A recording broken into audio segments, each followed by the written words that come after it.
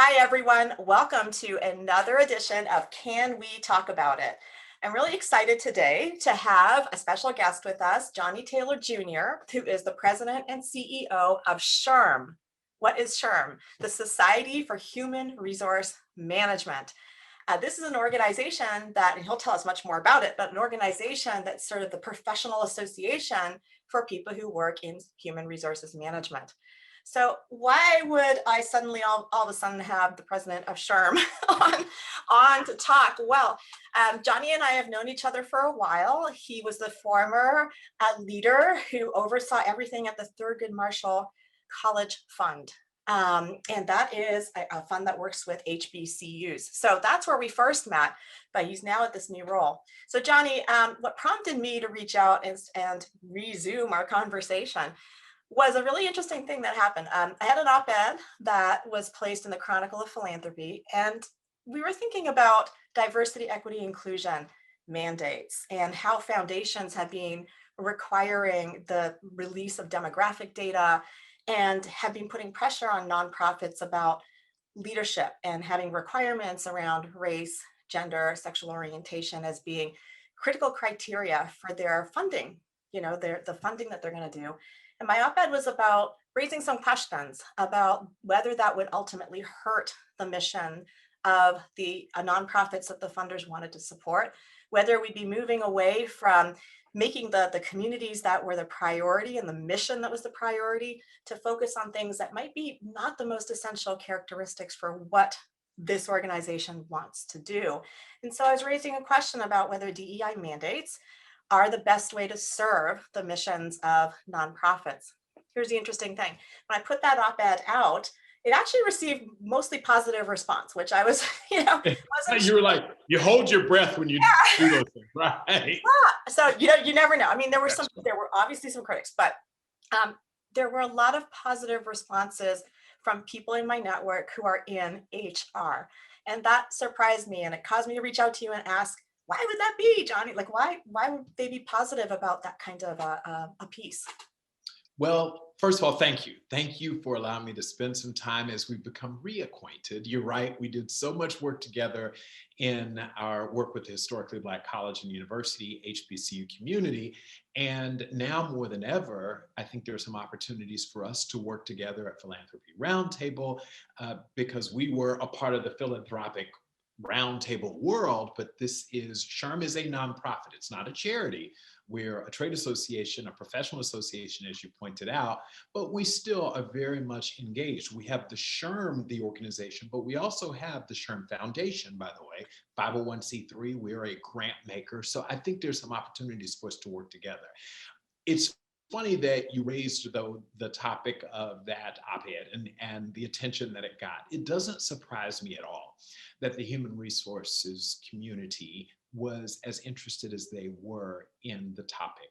There's an internal debate that's really, I'm going to draw in something totally different to make a point, but about is it better to mandate or to strongly encourage anything? Anything. Fancy that. We're right now in the middle of a conversation around, will you mandate vaccinations? And that can't be more important. Saving lives with something that has ravaged the world. 400,000 plus Americans have lost their lives in the last 12 or 13 months. Yet still there is an absolute sort of very guttural response to the idea of mandating people do anything, including vaccines. Mm-hmm.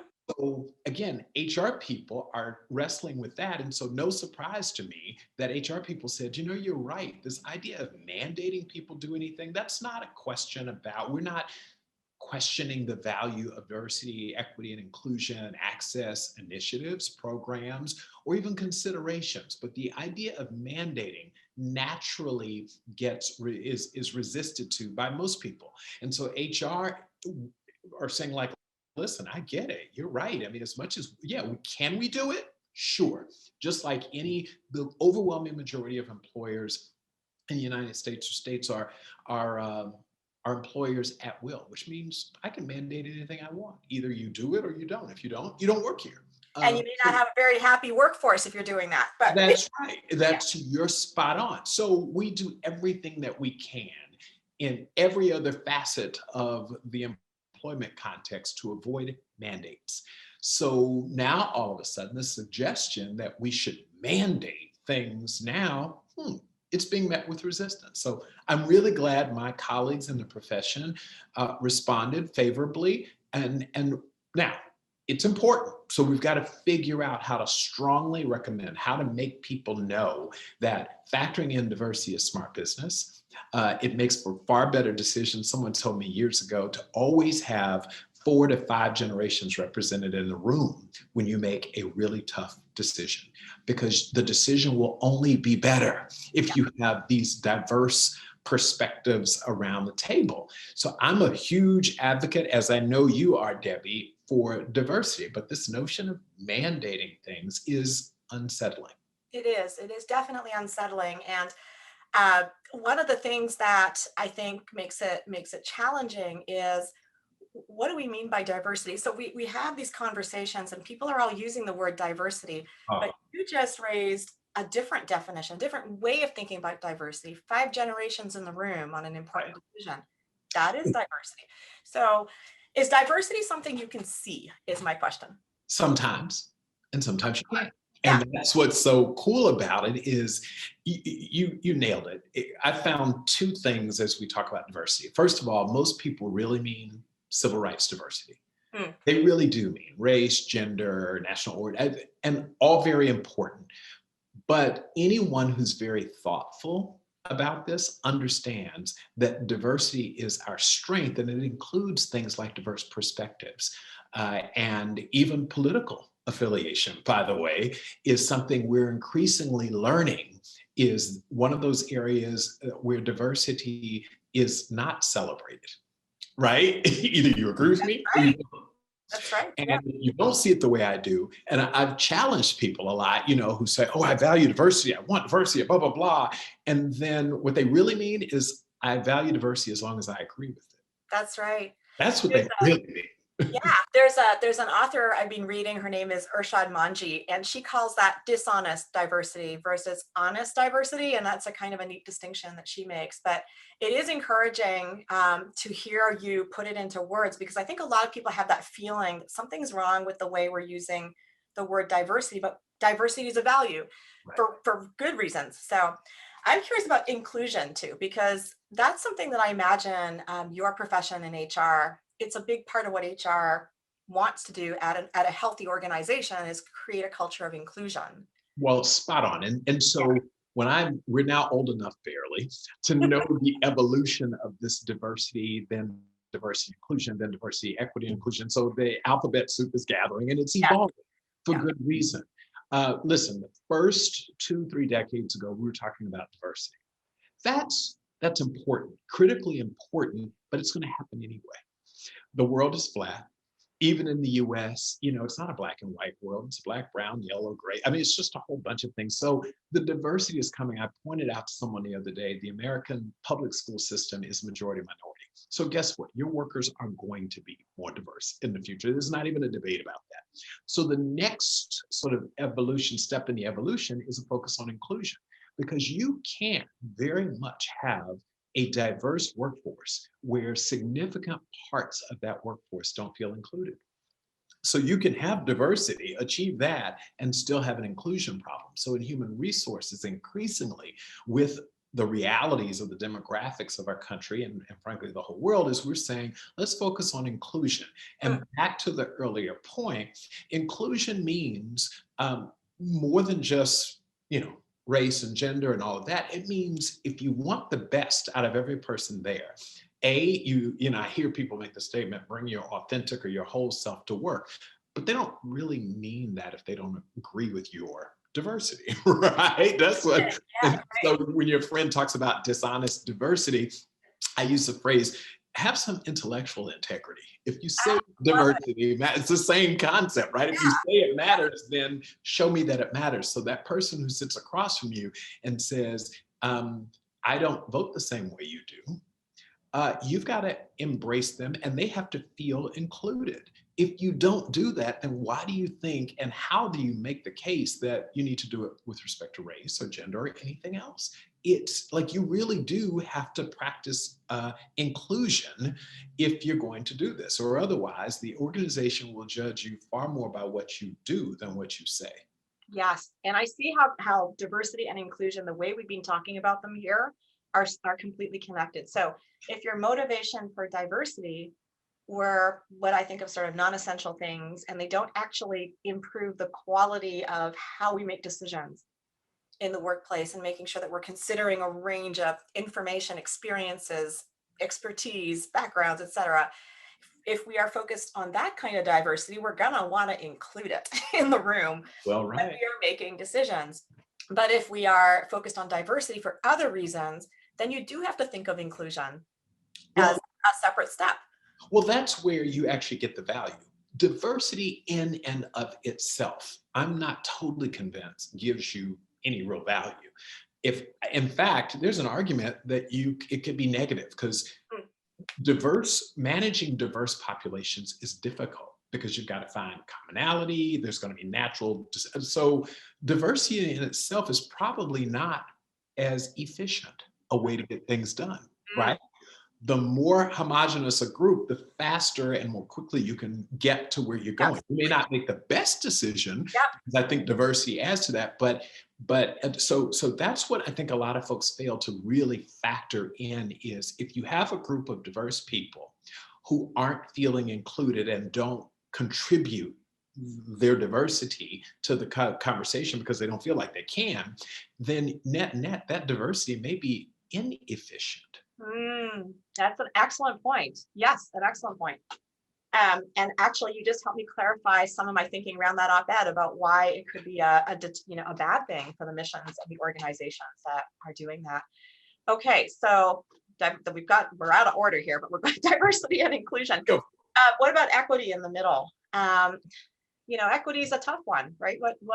How are you thinking about equity? Yeah, so as I've described diversity is just having people who are different together, Yeah. assembling that. The inclusion is making sure that the environment, the culture, the whatever allows them. The equity, though, says that once they get there, that they have the same opportunities. Mm, And you're not saying the same outcomes. That's where people get confused here. mhm. The same opportunities. If I show up and work as hard, one day Debbie and Johnny should be able to reach the same goal if they do what's necessary. They put in the work and they're smart enough and but that's where equity is to me. And it's a really important word. Growing up, and I tell this story, my mother, I have two siblings, and my mom would often buy my sisters something, and my response would be, that's not fair, and you didn't buy me something, and da da da. And she I said, never felt that as a kid. I don't know what you're talking about. what I'm talking about, right? And my mother kind of put it to me real early. She said, I never promised to treat you equally. I promised to treat you equitably. And Mm, and that's a lot for, a 10-year-old to digest, but the nuance is really there. The idea is not that everyone ends up in the same place because we have different talents, we contribute at different levels but it really is about equitableness, if you will, and equity. And that's why I love that word far better than equal, right? So mhm. equity is simply about if you have equal opportunity, and then once you start doing what your counterparts are doing, if it's gender-based, if it's religion, if it's national origin, whatever it is, that you have the same shot to be paid equitably, to be promoted equitably, etc. That's what that equity issue is. And so it gets us closer and closer to the compliance side. It's that part where we all get dragged in because diversity is one thing, inclusion is not a legal argument. Right. But when you start talking equity, yeah, it becomes more compliance and legally focused because we have to measure equity. Hmm. So this is where I find it hard to think through this issue. So when it comes to mandates around diversity and inclusion, we don't think mandating anything will work. Right. Why do we think mandating equity will work? And it's an interesting. This is the one area that we do have a lot of compliance. I worked in California. We went every year to a 2-hour training. And signed the certificate that we did. So we have this compliance issue around the equity type. So why do we think mandates might work in equity, but they wouldn't work for the other aspects? So we're all, this is the challenge of the lifetime for human resources professionals and business professionals writ large, right? There's an argument for you assume that everyone will do the right thing. I assume that, but a lot of people won't. So absent the mandate, would, and at least historically, would people do right because it's the right thing to do? There's an argument that no, they just wouldn't. And so that's why we think we need to do it. The flip side, though, is mandating doesn't get you anywhere. Listen, we have had sexual harassment training on the books for 30, 40 years. They're still serial sexual harassers, and right? There are. Yeah. So, Yeah. I mean, I always say you can mandate that I go sit in a training for 2 hours a day, if that's what you want to do, but that isn't going to necessarily change anything. So that's what we're struggling with, is, to your point, the efficacy of mandates. And when you start looking at the human being, the way human beings process, again, generally speaking, they resist mandates. So maybe there is, that's why I'm not a huge advocate for it. I think I've got to figure out how to show you that that really giving you the opportunity is what it's about. That's why the EEOC is called the Equal Employment Opportunity Commission. It's about giving you equal opportunity, not guaranteeing you equal outcomes. Yes. Yeah, I can see how HR is in the middle of all these issues in terms of trying to advise, senior leadership at an organization, how to think about these issues, how to actually encourage the right values in an organization. And at the end of the day, you may have organizations, and we hear about them in the news, where the values just aren't the values that we think, Yes. are the right Well, values. right. And those companies tend to suffer, tend to suffer backlash, and tend to suffer, in terms of their profit levels. So there are other sort of checks and balances on companies in addition to mandate types. So if we take this out of the HR context, Yes. because we certainly have had plenty of discussions in this country. I mean, for decades. For This is not decades. something that just, 2020, yes, had its moments, but they're having flashpoints over the decades on issues around, let's talk about race, around racial diversity, equity, inclusion. I'm going to use like the small letter DEI rather than the big letter DEI. So taking it out of the HR context, what do you think? How do you think we apply what we just talked about to the problems that we do actually think are valid in the country at large? What can we learn from what you're thinking about and debating in your profession for how we think about this as a country? Well, and so a great question, and it's so closely related to the workplace. I'm going to take it out of HR and the workplace, but when you consider that most of us spend the overwhelming majority of the time that we're not asleep at work, True. they're kind of interrelated, like inextricably intertwined. The culture of our country is largely tied to the aggregate of these individual company cultures, and I think one influences the other quite a bit. So, but that being said, yeah, when we think about, for example, the country's racial reckoning now that has occurred, and frankly, I would argue has been occurring for a long time. People think, Right. like, I mean, Decades. they're overstating what happened, Yeah. the George Floyd moment, but we've had several of those. And as you know, it takes that. I'm reminded of media training, which tells you sometimes you have to hear something 7 times. People who think, oh, there was something magic about number 7 didn't realize that no, it was the building on 1, 2, 3, 4, 5, 6 that made 7 effective. It wasn't 7. And so I think I am such an optimist about what our country has achieved over time. You make 3 steps, sometimes 2 steps back, but you get overall, we undeniably have had progress, right? When it comes to race.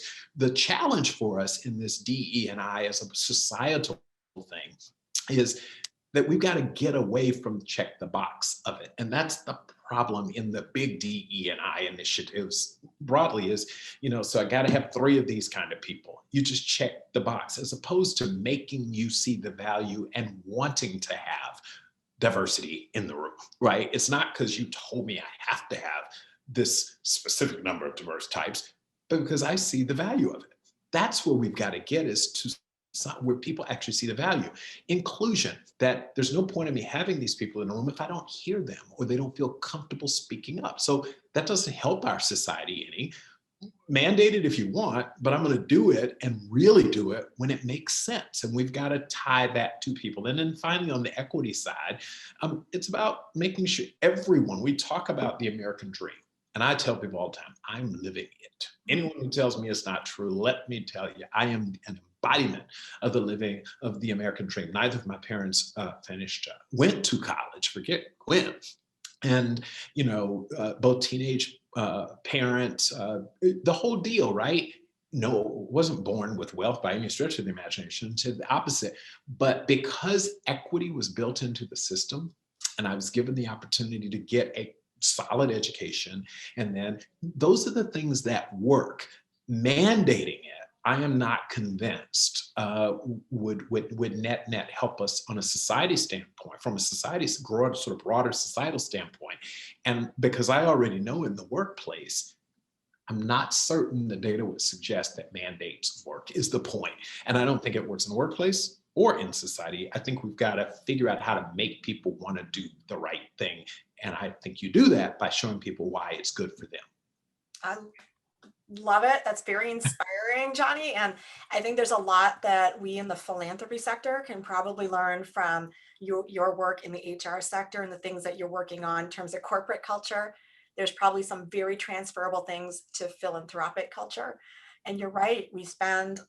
I know I spend most of my waking hours at work and doing the actual being engaged in those processes. So, you've given me a lot more to think about. I think you've given our whole sector something to think about and what we could be learning from the way you're thinking about these issues. And I'm looking forward to staying in touch and helping, our thinking to continue to improve and seeing how we can make transparent the value of these really important, these are core values to running a workplace well.